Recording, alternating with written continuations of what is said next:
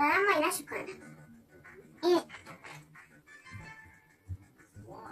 این بنده که قایچ کنیم. باندو اینو بندو قایچی کنیم. بندم کجاست؟ ایناش قایچیشو کنیم به بندم بزن.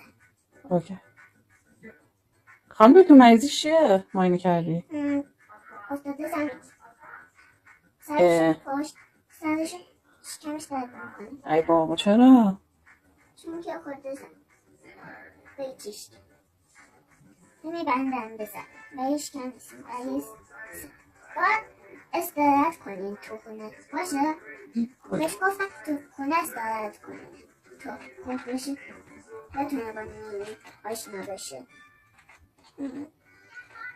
آمپول؟ نه توش شکلات نیستن. جایزه توش شکلات نیست. توش شکلات هست. سرنگ تو شربت داره؟ توش شربت شکلاتی داره. خوش به حال پاتریک. من بازش کنم بگه. باش.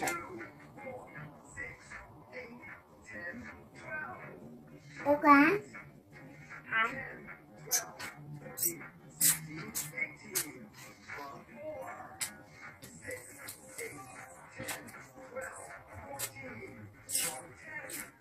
خانم دکتر دیگه بستشه. بسه مشکی گفت بازم ارزونه بخوام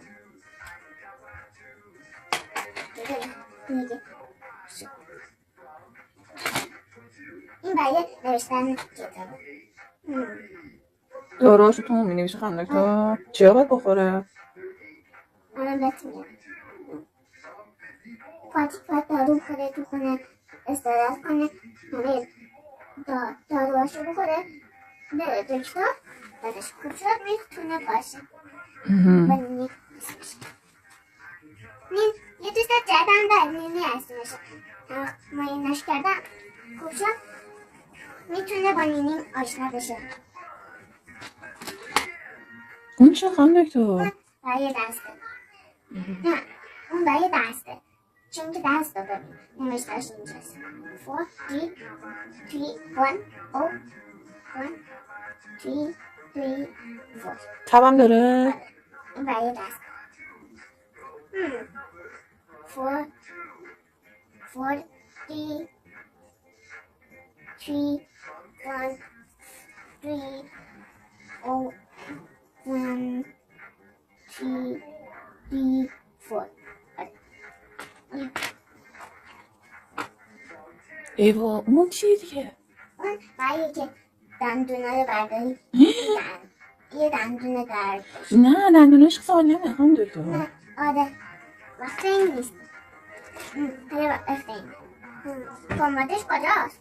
بدینم پومادش کجاست؟ حالا همونطوری بزن نمیدونم خانم دکتر. آره پومادش مونده همهشون مونده. این برای چشه چششون همهشون هست ببین توش دونه دونه هست. اینو بزن دونه چشاش خوب میشه؟ آره توش خانم دکتر اون دونه رو شکمش چیه؟ دوش یا جوش؟ جوشه. اوکی. جوشاشو چی کار کنی؟ نمیدونم باید استراحت کنی بخوره تو خونه خوب شد ببینیم. خانم دکتر کرونا نداره؟ نه رفته بیرون کرونا نداره؟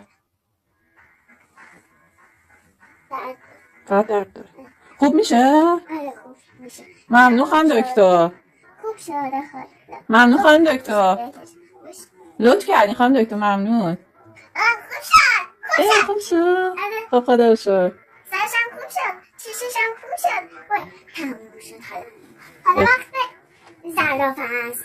زرافه باید کنم بخوایی مادو کوتاه کنم ماش بد شده ماش مادو پایین همه شد پایین مادو ماش کوتاه کنم. خانم دکتر اون شاخاشه. نه باید ماشو کوتاه کنم. باش باید ماشو کوتاه کنم. مادو بخوایی کوتاه کنم مثل پاتیک نیم همم مثل اون خرگوش کوتاه کنم. گفت زرافه گفت ماشو مثل خرگوش کوتاه کنم. باش الان مسئله الان شما بیا ماشو